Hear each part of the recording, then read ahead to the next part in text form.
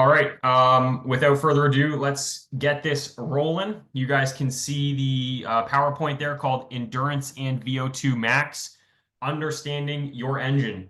If you don't know me by now, I'm Kyle. I'm the in-house chiropractor with LP. I'm quite a large endurance aficionado. I love running. I love biking. I kind of like swimming, but I only do it because it's part of the triathlon thing. But we're going to talk today about endurance, why it's important, understanding training zones, understanding VO2 max, and why we're testing it at LP this week, as some of you have probably already done. If there's any questions along the way, we got a small group here right now live. So if you just want to shout them out, you're welcome to, or put them in the chat and I'll find those after, okay? If anybody who's watching this recorded has any questions, feel free to reach out to me via email and I can clarify anything if you need. Sounds good? All right, so let's get rolling. Firstly, all I want to touch base on really quickly is different energy systems. So we have our aerobic activity and our anaerobic activity. In the simplest way to split them up, aerobic, think cardio, long, slog, bleh. Anaerobic is our short duration. It's weightlifting, it's sprinting, it's activities that are much shorter, but much more explosive. Okay. That is the simplest thing. Our aerobic activity is fueled by oxygen that we breathe from the air. Anaerobic activity is going to be fueled by energy stored in our muscle tissues for the most part. Okay, so again, aerobic, think minutes, hours, or longer, and anaerobic is kind of like seconds to minutes duration. Okay. We have our lovely training zones. And if you'll notice, I've color coded this so that it matches with the MyZone, as most of us are familiar with the MyZone system from LP. I'm going to roll through the zones 1 through 5 and kind of generally speaking, what they're there for, what they're important for, why we train those systems, and then some conversations about why we would want to train those and the importance and how to structure that, okay? So the first thing we're going to go through here is zone 1 through 5. Zone 1 is our recovery. It's active recovery. This is that stuff that's very easy, very low perceived effort. It should be less than a 3 out of 10. You could do it all day long if you had to. Walking, simple activities, resting between sets, that kind of stuff, okay? It coincides with that gray zone that you'd see on your MyZone, okay? Zone 2 is aerobic, and this is a very important zone, okay? Zone 2 is very, very important. It is low intensity, but it is higher in volume. You should be able to hum along here for a significant chunk of time throughout your training if you had to. We're talking hours, okay? This is your aerobic endurance. This is where you really build the bottom line of your endurance. You want to think about endurance as you have a ceiling, which is that hard effort, and you have a floor. And that's kind of what the zone 2 is. And when you train zone 2, you're actually going to push that floor up and up and up and build the base of your fitness, base of your endurance. So that's where zone 2 is really, really important. Predominantly during this system, this zone 2 system, you are going to be using fat as a fuel source. That's usually what's going to happen in this training category. It should be maybe a 4 or 5 out of 10 in terms of intensity or exertion. And it's correlating with around that 60 to 70% of your heart rate max, or your max heart rate. And again, that kind of correlates nicely with that blue zone with the MyZone, right? 60 to 70% is going to be in that ballpark. If we move down the ladder to the green, we have our zone 3 tempo section. This is where things are starting to get a little tricky. They're a little bit challenging. You're short of breath. This is what I would call race pace for most people, depending on the duration of your event. If it's like a half marathon or something like that, this is a great place to be in for that race. This is kind of an hour-ish, depending on the person, is what you could expect to spend in terms of duration here. This is more, it's still your aerobic system. It's still that oxygenated system. It's still that cardio system. But because it's harder and it's higher in intensity, you're going to develop a little bit more power associated with it. So if we go back to zone two, that's that endurance, that aerobic endurance. You can spend all the days here if you had to. But as we go down into zone three, into that 70 to 80% of that max heart rate, it will get harder, it'll get more difficult. And that is why we don't want to spend as much time there. It's a land of diminishing returns if we spend too much time in that zone. Okay. In that zone three, that green zone, you're going to start to rely more on carbohydrates as fuel. You're going to have a lot more carbs burned instead of fats during this training. And that is because you're working harder. Okay. If there's any questions, again, just feel free to add them in the chat or shout them out if you need to, okay? Moving into zone four, this is our threshold zone. This is where things are getting spicy. You can feel the burn here for sure. This is because of lactic acid accumulation. This is short duration. This is minutes at a time. And this is going to increase your tolerance to hard efforts. So if we, again, contrast it back to zone two, spending time there is going to help build that floor up. It's going to build up your endurance base. As we go into zone four, that's that really hard effort that's not sustainable over a very long time. This should be done in short bursts at a time. We're talking minutes, okay? Again, correlating it with our my zone, again, if you're familiar with that from the gym, this is like 80% to maybe 90%.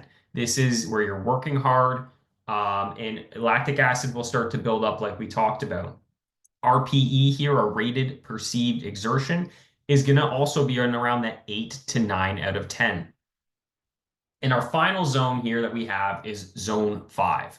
And zone five is our VO2 max zone. This is where things are very challenging. Things are getting very short in duration. We're talking 30 seconds, 20 seconds, sprinting, anything that's really explosive and powerful to develop those fast twitch muscle fibers. This is almost a 90%, almost 100% effort. It's very hard. It is not sustainable to do over a long time. Okay. So if you look at the little my zone graph that I've included, this is a snippet of one of my biking sessions. And I want to point out the key thought here is interval training. So this was a longer ride for me. And you'll notice there's a lot of blue, there's a lot of green, and there's some spikes of yellow. And I want that to hopefully resonate with based off what we talked about so far, where you can spend a lot of time in that blue zone, maybe into that green zone, into that tempo zone, but those threshold efforts should be shorter and they should be interspersed by some blue or something gray, some sort of recovery type effort. And that's to give your body that stimulus of spiking your effort and heart rate and letting it come back down to recover and repeating that a number of times.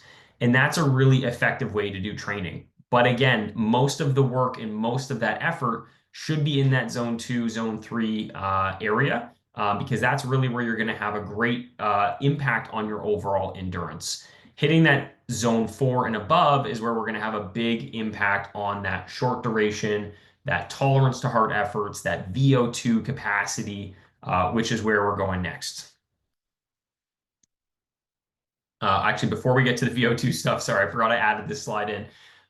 This is a rough idea of how much time you should be spending in each zone for ideal training purposes to get a maximum type benefit. Zone two, I would suggest that people spend a minimum of 45 minutes in this zone to get the maximum output of it. So if you're going to structure in some zone two training, let's say you have access to a concept two rower at home, or you love running, or you have a stationary bike that you can use inside as we approach the winter season. 45-minute session or longer is kind of the benchmark for this. I really like that time frame because it makes sure that you're spending a good amount of time in zone two where it's a sufficient amount of stimulus for your body to cause an adaptation. If you don't spend enough time here, you're not necessarily going to get that aerobic improvement from this training zone because like I said earlier, it's low intensity, but it's high volume. So you could do 3 hours of this a week or more. It's nice because it helps to keep your body moving well. It helps to prevent injury because you're going to keep your body flushed out and keep your body moving really good between those hard efforts. So again, think about structuring in those zone two efforts or zone two sessions, longer duration or volume and lower intensity. Okay. Now, when we get to zone four, this is where I want people to be usually a little bit more selective with where they put them into their week of training and how long they put them into their week of training. This should be, like I said earlier, structure it into some interval-based training sessions. I don't want you to go and like rip a crazy hard effort at zone four where it's just like a pure yellow bar on the my zone and do that multiple times a week. I don't think that's sustainable. I think that carries a slightly higher risk of injury depending on your training status and what activity you're doing. So this is where I would prefer you to train in short bursts. Think about doing some structured interval training. You could, again, we'll go back to the rower example. You might row for a few minutes at a time, really easy, and then you might choose to row for 1 or 2 minutes at a harder effort. So you're in that 8 or 9 out of 10 effort level to get that hard effort stimulus of zone four. And then go back down and let your body recover, let your heart rate come back down. I'm a big fan of if I have access to monitoring my heart rate while I'm training. Again, going back to the previous example I had where I'm on my bike with the my zone graph, as you see here again, I often have this displayed on the wall or on a screen while I'm on my stationary bike, and I can use that as a guide to figure out, am I recovering? Is my body working properly? Is my heart rate coming back down? And it's a great way that you can make sure that not only your perceived exertion that you feel, it's also matching up with what the actual information and data from your heart rate monitor shows. Okay, so I like that correlation. So again, to summarize, zone two, very important. Spend some significant amount of time here if you can. Zone four is going to be more selective. You want to space this out so you're not maybe doing zone 4 days, one after another. Try to spread them out throughout your week. Maybe only 1 to 2 days of this effort level per week, maybe 3 if you're highly trained. The bottom line is you're going to have to think about incorporating both. Again, the zone two will help build up that floor of endurance, that aerobic base. And then the zone four is really where you're going to lift that ceiling up or that VO2 max, which now we're going to get into. So as you'll see on the PowerPoint presentation here, there's a dude running on a treadmill and he looks like Darth Vader and he has all these wires and cables and computer screens. And this is the kind of gold standard way that we would test for VO2 max. It's a treadmill test. It tests how much oxygen and carbon dioxide you're expelling. They're tracking the heart rate, all that fancy fun stuff. What I want to hammer across here is it doesn't have to be that complicated to get an estimate, which we were going to get into shortly. Before I get there, I want to go over what is VO2 max. So the facts are V stands for volume, O2 stands for oxygen. And this is essentially the maximum amount of oxygen that your body can use during exercise. It's how quickly and how efficiently you can take oxygen from the air while you're breathing, put it into your lungs, get it into your bloodstream, and then deliver it to all of your working muscles to create energy through your metabolism to keep you in motion during exercise. And we use this as a measure of your overall fitness level because of that. I want you to think of your VO2 max as the size of your engine, okay? If you have a really big engine, you can put a lot of output, which is what we want because it is important for overall health as well as your performance. You'll see a big bolded, italicized line here that says VO2 max decreases by 10% per decade or 1% per year. This is very, very important. It's important to train your aerobic system. It's important to train your VO2 system, and you want to really maintain this over time. So the goal for us should be to get your VO2 as high as you can and maintain that as much as you can over time because it's really starting about here and then it's going to just go down as we age. So the more you train this system, the more ability you'll have to fight that loss or that slippage of VO2 over time. which again is important because that's how you're getting oxygen to your tissues, which is obviously super important for overall health. The other important point to hammer on about VO2 max is having a high VO2 max actually reduces your risk of cardiovascular disease, so heart and lung disease. It also reduces your risk of all-cause mortality. So, AKA, it improves your longevity and it helps you not to die, which we all should be thinking about on a regular basis, okay? So, I think it's super, super important to test, and it's important to know where you are because it's great to be able to compare ourselves to people in our age demographic, in our gender categories, and be able to make sure that we're where we should be now, so we can age well. It's not related to this, but I had a client a few maybe about a year ago now, and they said to me one of my favorite lines of all time, which is, "You can't be exceptional at 80 if you're average at 40." And for me, that really hit home because they've aged so well. They are so active and they do such a good job at staying mobile and healthy. And I think one of the things that they prioritize is making sure that they have well-rounded training, but they've always made a habit of improving themselves wherever they can. And if you think about making sure you know where you are relative to your peers can be helpful because it gives you a starting point, and then you can track that as you age, which I think is really, really cool as well. So I think some of you guys may have done this yesterday at the gym. There are really two ways that we're going to be testing your VO2 max right now at LP for this challenge. We have the 1.5 mile run test first, and this is approximately 2.4, 2.5 kilometers. The whole goal here is to run it on a pretty flat, uninterrupted stretch of land. Take your finish time, and then you want to use the chart here to find your predicted VO2 max. Again, this isn't necessarily as scientifically accurate as the Darth Vader mask system on the treadmill we saw in the picture earlier, but it's a really, really, really great ballpark of where you stack up and where you are. And then we can use this to determine if you're in a great spot or you need some improving on. So again, you can see the time category and the VO2 max numbers in that chart there, okay? The next test we have is our 2K row test. So this is done on the Concept 2 rower, and it's pretty simple. You grab onto that rower and you row for dear life for 2K and find out your ultimate yearly your 2K time. And using the Concept 2 website, we can plug in a few metrics, your body weight.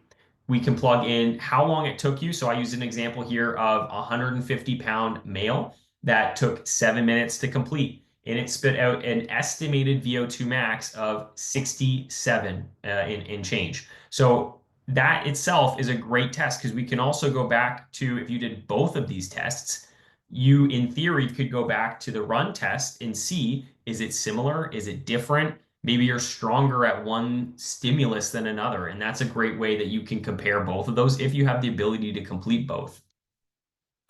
Once you have your estimates, this chart is the money chart. This is going to figure out where are you compared by age and sex. And what we really want to strive for is a higher number. You want a higher number if possible. So whatever number that you ended up with, let's say you are a 40-year-old female who tested at a 36. Okay, so you're in that okay range right now for sure. But remember, that VO2 number is going to decrease by 1% per year. So you really want to fight to build that up and keep that high as you continue to age well. And this is where benchmarking this and figuring this out now is so, so important, because in 5 years from now, you should be able to retest this and see where you are at relative to where you were 5 years ago. So I love these two tests for tracking that over time. Really, again, I want to hammer home the point of you want your number to be as high as you possibly can. So wherever you land right now, wherever the cards lie after your VO2 tests, take that number, and all I want you to try to think about is trying to build that up if you can. If you're below 20, Houston, we have a problem for sure. But again, high is good, low is not good. So you really just want to make sure you're spending time thinking about what we talked about with zone 2 and zone 4. This is where your zone 4 training is really going to benefit that upper level training. So you have that zone 2 for that base that we talked about. Then we think about, okay, how do we get your VO2 higher? Let's say, again, we use that analogy of a 40-year-old female around that 36, and they're like, wow, I really want to get that up into the 40s. Perfect. We got to do two things. We want to build up your base with that zone 2 training we talked about. And we got to take that ceiling and bring that ceiling up higher. Because basically, that's what we're testing with that VO2 max is how tall or how big is that ceiling? How much capacity do you have to take that oxygen and get it into your body and use that quickly while exercising? So, again, really what it comes down to is building up both systems, that long, steady endurance system and that higher level hard output zone 4 system with those intervals as well. That is pretty much all I have in terms of information on this topic right now. If there are any questions, whether it's sciencey stuff or training related stuff or anything in relation to this, please let me know. Send me an email, and I'm happy to get on the phone with you or email you and chat and go over a few key things. Sometimes when we get into the heart rate stuff and the zone stuff, it can get a little bit confusing, especially if it's new for you. So if there are any questions, don't feel like that's not unnormal. I'm still kind of figuring a lot of this stuff out because the training and science behind it changes all the time. So if there are any questions, feel free to let me know. A reminder to fill out your submissions for week 3 and to also complete your VO2 tests if you haven't. And again, thinking about what we talked about earlier, if you were at LP on Tuesday and you did one of those 2 tests, if you did the 1.5-mile run, and you're like, man, I really want to test my row and I really want to see where that's at too. I think that's great. But don't necessarily think about doing those efforts day after day. You want to make sure you have some time spread out, let your body recover because those are hard efforts. That's that upper limit that we talked about. So you want to give yourself the time and the ability to fully recover before you go and retest that. But if you do test them, I'd be curious to see if the run test and the row test give you similar numbers. If you're in between, maybe you take an average. I would suggest that whatever number you get, you do round down, just to make sure you're accounting for any possible errors as well. So again, that's pretty much most of the information I had right now. But again, if there's any other questions, I'll stick on for a minute for anybody who's here live. And then if there's any other questions for those watching the recorded version, drop me an email and we can chat from there, okay? Thank you guys for listening.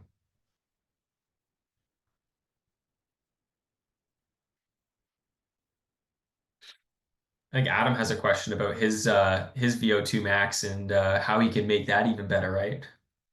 No, I'm kidding. Is the Madison actually does. She's off the chart.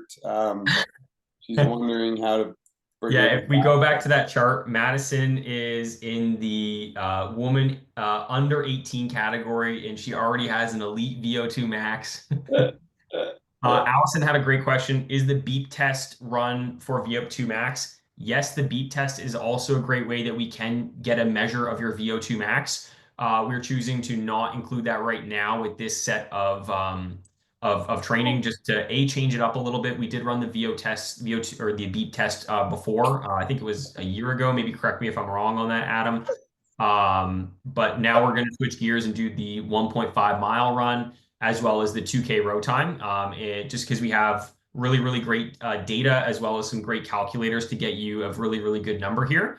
But yeah, the beep test is still a great measure of getting a VO2 max output. It's just a bit more cumbersome. It's a little bit more tricky to run in a group environment. But you certainly could use that as well. And if you have a VO2 measure or an answer of your VO2 max from a previous beep test, I'd be really curious to see if you try any of these other tests, if it matches up, if it's different. That to me would be kind of a cool experiment to try as well, Allison.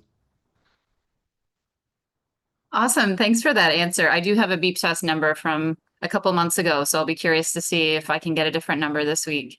Yeah, I think that'd be really cool. Sorry, go ahead. Yeah, I was just going to say this is really helpful information. I've been trying to figure out all these zones and what they mean.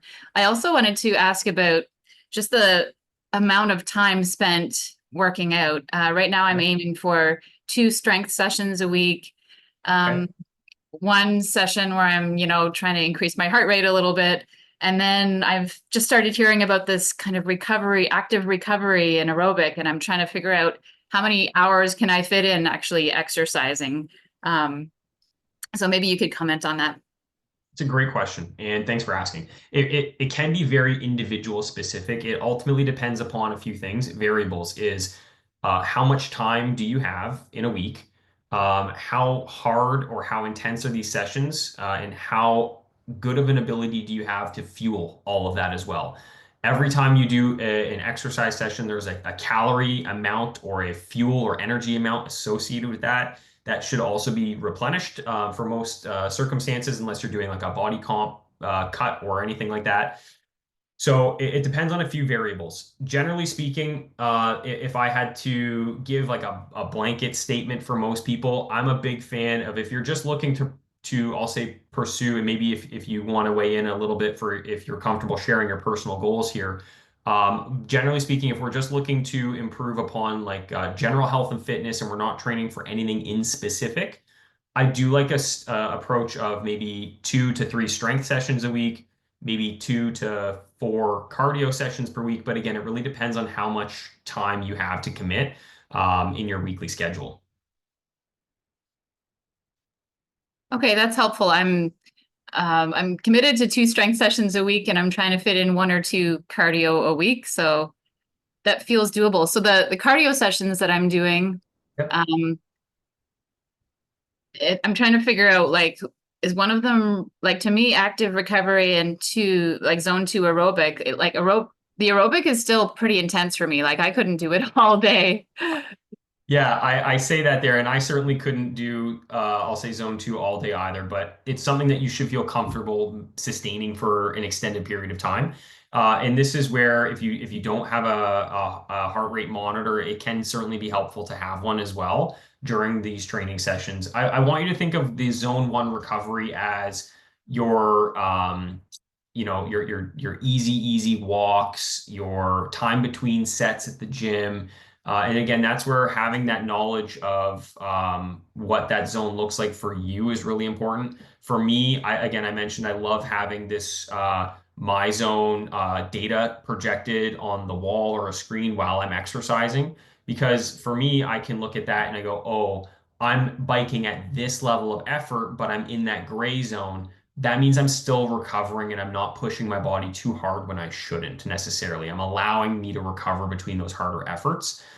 I think a big thing as well is going back to how much time should you be in this zone on a weekly basis. I'm a huge fan of looking at our time as a week, whether that's a Monday to Monday or however you break it up, making sure that you can hit again the longer duration sessions in that zone 2 area. The RPE or the perceived exertion in that zone 2 can be up to a 4 or a 5 out of 10. So it is still work. It is definitely still challenging as you're spending time there. But it is one of those things where it changes what fuel you're burning. It changes how much time you should be able to be there, injury risk, and a number of factors. So for you, if you're going to be doing, I think you said 2 strength sessions a week, and I forget how many endurance sessions in a week there, Allison. I'm trying for 2, but sometimes it's just 1. Yeah, so it depends on your goals. I think if you were to really want to get the full benefit of that zone 2 aerobic, spending, if you did 2 sessions and you spent 45 minutes in those sessions or an hour per week, I think that would be a great place to start. Kind of that almost 2 hour mark is kind of the basis of where I'd want to see an athlete to really boost up that zone 2. And you can really increase this quite a lot. I have athletes that spend 6 or more hours in this zone in a week, depending on what they're training for. If you're looking to improve on your VO2 max and you really want to work on that short duration, I'll say ceiling that we talked about, that's where you might want to think about spending some of the time in those endurance sessions in that zone 4, doing some more interval training. So it really just depends, I think, on your personal goals and your level of training and a few other factors as well. But yeah, I would say at least 2 hours of zone 2 a week spread out over a couple sessions. And then the zone 4 stuff for the higher intensity stuff depends on your current training volume and goals, I guess. Okay, this is really helpful. And I'm still trying to understand zone 2 and zone 1. For zone 2, is there kind of a minimum amount of time you want to spend in that zone to get the benefits from it? Like you should exercise in zone 2 for at least 10 minutes or at least 30 minutes, for example, or can it just kind of, can you switch between zone 2, zone 3, zone 1, and as long as you get some zone 2 time in Yeah, there? it's a great question. I typically, if you are going to be spending time in let's say zone 2, I'm a huge fan of, like I mentioned earlier, accumulate at least at a minimum 45 minutes in that session. Now, yes, you certainly could dip up into another zone during that time, but you don't want to do that too much because then all of a sudden it becomes a zone 3 or a zone 4 dominant session. So you really want the majority of your work to be in that session. So if you have an hour to commit, and you're able to just kind of hum along at 65% max heart rate, you're kind of 4.5 or 5 out of 10 effort, you're working, you're sweating, but it's sustainable. If you can do that for 45 minutes or even an hour at a time, I think that's important because, well, again, when we go back to what is that zone 2 aerobic, it is aerobic. And that definition we mentioned earlier is you're using oxygen to constantly fuel that exercise. So it's not like a zone 4 or 5 where it's like really fast, really quick, and then it's over, and then you recover and repeat again. This is one of those zones where you want to be there for a chunk of time. You got to commit to being there for an extended period of time. You want to make sure you get a sufficient stimulus for your body to take that and adapt to it and improve the systems that get into that. Without getting too much into the science, this is where you're going to increase your mitochondria density and a whole bunch of other stuff to improve how much energy you can produce and how much aerobic capacity you have. So how much ability you have to stay in that zone for a longer period of time. So making sure you're spending a good amount of time there and committing to putting that time in that chunk of that zone 2 is quite important to get the intended stimulus for that zone. I hope that helps clarify. That does, it does help. Is there a place where we could read more about this, a website or a book that you recommend if I wanted to try and dive into it more? Yeah, there's tons of great resources online, and I'm happy to post a few things maybe into the LP family group on Facebook there, or I can get Adam and Michelle to distribute a couple things with the challenge group as well if you're part of that. But yeah, there's tons of great info out there. I'm happy to send along a few resources where you could spend a week reading all this stuff. There's so much information to dive into. For sure, there's tons of resources, and I can certainly send some along to you. Okay, this is great. Thank you so much for answering all my questions. Yeah, no problem. Thanks for asking. These are great questions, so I appreciate that. Um, if there's not any other questions, I can wrap it up. Awesome. Thanks, Doc. Not a problem. It's great to be involved and seeing all these members crushing. It makes me want to do a 2K row. I was on the rower today for a few minutes at a time, and it makes me want to maybe give this 2K row a little I shake. actually, for comparison's sake, I put in the exact thing for you, like 7 minutes at your body weight, just to see what yours came out with. You And mean is that a 250 or a 150 for no? because if you change that to 200 pounds, watch what happens to the VO2 max. It changes quite a lot, eh? Yeah. Yeah. But So I'm definitely going to give these a try, I think. yeah, that's sweet. That's sweet. Awesome. Well, that was Everybody, that's good. Allison, if you're still here, I put the beep test chart in the challenge Facebook chat, so you can compare your beep test, that score that you had, and your run at 1.5 mile and or your 2K road time. So you have a chance to compare all those. Okay, thanks. Where is that? You said there's a Facebook? Oh, I tried to tag you. Okay, I'm not a very skilled Facebook user, but I can go. Is it just on like on the general? So if you go into the LP family Facebook group, Okay. you'll see that we created a group chat for the challenge specifically. Oh, I missed that. Okay. And we're posting every day about good stuff. So if you're not in there, try to get in there. It's just an easy way to access the info. Okay, great. Okay. Amazing. Okay, Awesome. thanks guys. Thanks, Doc. Thanks. Yeah, not a problem. Thank Have you a good guys. night. See you guys. Thanks for listening. Okay, see ya.